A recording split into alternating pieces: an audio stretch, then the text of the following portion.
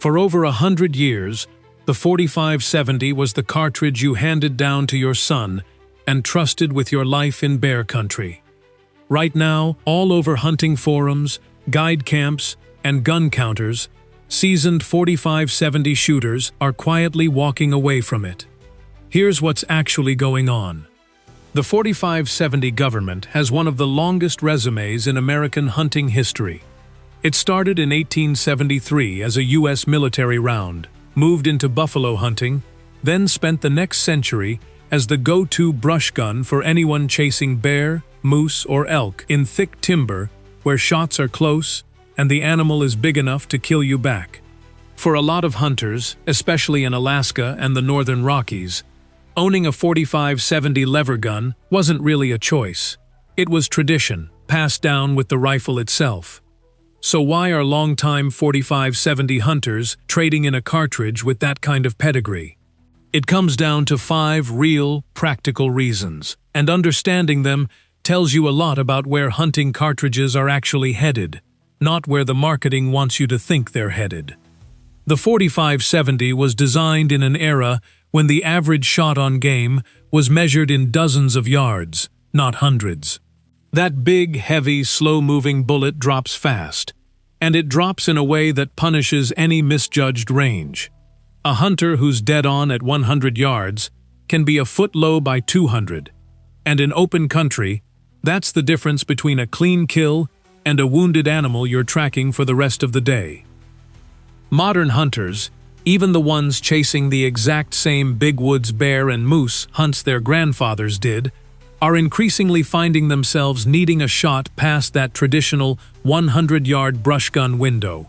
Clear cuts, power line corridors, river bottoms with long sight lines. These aren't the dense, close-range thickets the 4570 was built around. And when the shot stretches out, that heavy, slow bullet simply can't keep up with cartridges designed decades later with modern ballistics in mind. Anyone who's spent a full afternoon at the range with a 4570 loaded to full power knows the truth that doesn't show up in the marketing copy. This cartridge kicks hard, and it kicks in a way that compounds. The first few shots feel manageable. By shot 10, a lot of shooters are flinching before the trigger even breaks, and a flinch at the range becomes a flinch in the field. At the exact moment a flinch costs you the shot. This matters more than people admit, because the hunters switching away aren't rookies. They're often older shooters, guys who've hunted with the 4570 their whole lives and are now honestly telling themselves that the recoil isn't fun anymore, that practice sessions have gotten shorter because their shoulder can't take what it used to. A rifle you're afraid to practice with is a rifle you're not actually proficient with, no matter how many decades you've owned one. Here's a problem that doesn't get talked about enough. The 4570 is not a mainstream defensive or target cartridge. It lives almost entirely in the hunting world, which means when supply chains get tight, and they have repeatedly over the last several years, it's one of the first calibers to disappear off shelves. Hunters who showed up to buy their usual box before season found empty pegs where 45-70 used to sit, while more common calibers stayed stocked. And when it is available, premium 45-70 hunting ammunition is genuinely expensive, often more per box than comparable rounds in more mainstream cartridges, because the big, heavy bullets and specialized loadings for lever-action pressure limits aren't cheap to manufacture at scale. Hunters who used to hand-load to save money are finding components just as hard to source as loaded ammo itself. This is really the heart of it. The entire reason the 4570 existed was to deliver enough energy to reliably put down a large, dangerous animal at close range. That job hasn't gone away, but the tools available to do that job have gotten dramatically better since 1873, and even better since the 4570's last real resurgence in the 1990s. Cartridges developed specifically with modern bullet technology in mind are now doing what the 4570 does, hitting hard enough for dangerous game, while shooting flatter, carrying energy further, and often doing it with noticeably less recoil for the same or better terminal performance. That's not a small improvement. That's a cartridge doing the exact job the 4570 was built for, but doing it better in every single measurable category except pure nostalgia. For most of its history, if you wanted a 4570, you bought a lever gun, and that was basically the end of the conversation. Modern hunters chasing dangerous game now have access to bolt-action options, modern single shots, and updated lever designs in cartridges that didn't exist when their fathers were buying rifles.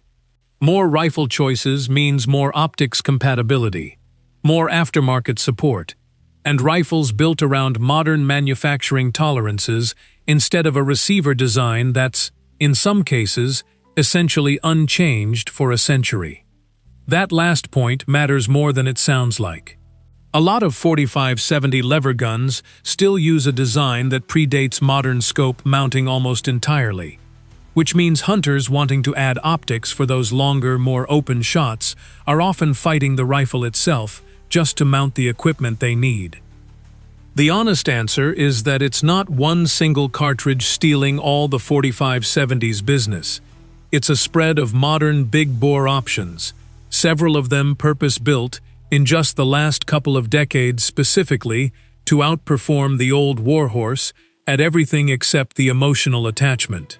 But to really understand the shift, it helps to break it down by exactly what kind of hunter is switching and why. Because the guy hunting black bear over bait in Wisconsin and the guy guiding brown bear hunts in Alaska are not making the same decision for the same reasons, even though they both used to reach for the same rifle. The first group is hunters, who love what the 4570 does up close, but got tired of it falling apart past 150 yards. These are the guys hunting semi-open country, clear cuts, river bottoms, agricultural edges where deer, black bear, and even elk show up at distances the old cartridge was never built to handle gracefully. What they're gravitating toward are modern straight-wall and big-bore cartridges engineered from day one around contemporary bullet design, boat tail profiles, higher ballistic coefficients, controlled expansion cores. Instead of the flat-nosed, tube magazine-compatible bullets the 4570 has been stuck with for a century and a half. That flat nose requirement, by the way, is a detail a lot of hunters forget. Because the 4570 traditionally feeds through a lever gun's tubular magazine, the bullet tip has to be blunt so it doesn't set off the primer of the round in front of it under recoil. That single design constraint has held the cartridge's aerodynamics hostage for 150 years. Modern cartridges built around detachable box magazines or single-shot and bolt-action platforms don't have that problem. They can use pointed, aerodynamically efficient bullets, and the difference in how far those bullets carry usable energy is not subtle. The hunters making this switch aren't giving up power. In a lot of cases, they're picking up meaningful energy at 200 yards. Sometimes more than the 4570 was even delivering at the muzzle. Because modern powder chemistry lets manufacturers push these newer cartridges to velocities that simply weren't achievable with 19th century pressure standards and rifle metallurgy. The second group is a little different, and honestly, it's the group I hear from the most. These are hunters, often with a lot of seasons behind them, who aren't necessarily chasing longer range. They're chasing a rifle they can actually shoot 50 rounds of at the range in September, without their shoulder filing a complaint for the rest of the week. This group is moving toward cartridges that deliver 80–90% of the 4570's stopping power with noticeably less felt recoil, largely because modern bullet construction lets a smaller, faster projectile do the same terminal damage that used to require raw mass and a punishing amount of powder behind it. A bullet that expands reliably and holds together through heavy bone doesn't need to weigh 400 grains to get the job done anymore. It needs to be built well, and bullet manufacturers have gotten dramatically better at that specific problem over the last 20 years. What this means in practice is a hunter who can actually put in real trigger time before season, instead of sighting in with 5 rounds, wincing through all 5, and calling it good enough. And a hunter who's comfortable at the range is a hunter who makes the shot count when a bear is 40 yards away and there's no time for a flinch to sort itself out. The third group is smaller, but worth mentioning, because it flips the entire conversation. These are hunters who aren't looking for less recoil or flatter trajectory at all. They're looking for more raw stopping power than the 45-70 can deliver, for the specific, narrow situation of hunting genuinely dangerous game. Brown bear, big black bear over bait at close range. Sometimes even hog hunts where a wounded animal in heavy brush is a real safety problem. For this crowd, the 45-70 was always a bit of a compromise. It hits hard, but it was designed as a general-purpose military and buffalo cartridge, not as a purpose-built dangerous game stopper. Modern big-bore options built specifically around that one job, delivering as much energy as a rifle can reasonably deliver in a repeating platform, are outperforming the old round on its own turf. These hunters aren't switching because the 45-70 got soft. They're switching because something came along that's simply better at the one job they actually care about. There's a quieter trend running underneath all 3 of these groups that doesn't get talked about enough, and it's arguably more important than the ballistics conversation. Hunters aren't just switching cartridges. A lot of them are switching platforms entirely, moving away from lever-action rifles toward modern bolt actions, single shots, and even some semi-automatic big-bore options. That matters because the rifle itself shapes what the cartridge can do. A modern bolt action, built with contemporary manufacturing tolerances, tighter chambers, and a receiver designed from the ground up for scope mounting, is simply a more accurate delivery system than a lever gun whose basic architecture hasn't fundamentally changed since the 1890s. Put the exact same bullet through a modern bolt gun instead of a traditional lever gun, and you'll often see tighter groups, more consistent velocity, and a rifle that's dramatically easier to top, with a quality optic for those longer, more open shots hunters are increasingly taking. So in a lot of cases, the hunter switching away from the 45-70 isn't really having a caliber argument at all. They're having a platform argument, and the caliber change is just what comes along for the ride once you've decided the rifle itself needs to be modernized.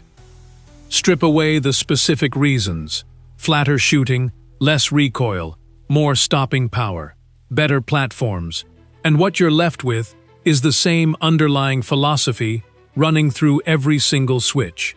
Take the exact job the 45-70 was hired to do over a century and a half ago, and do it with everything modern metallurgy, modern propellant chemistry, and modern bullet engineering can bring to the table. Nobody in any of these 3 groups is hunting a fundamentally different animal than their grandfather did. They're just refusing to accept that the tool has to stay frozen in 1873 just because it's always worked well enough. Here's what's actually going on underneath all of this, and it's worth sitting with for a second. The 45-70 isn't a bad cartridge. It never was.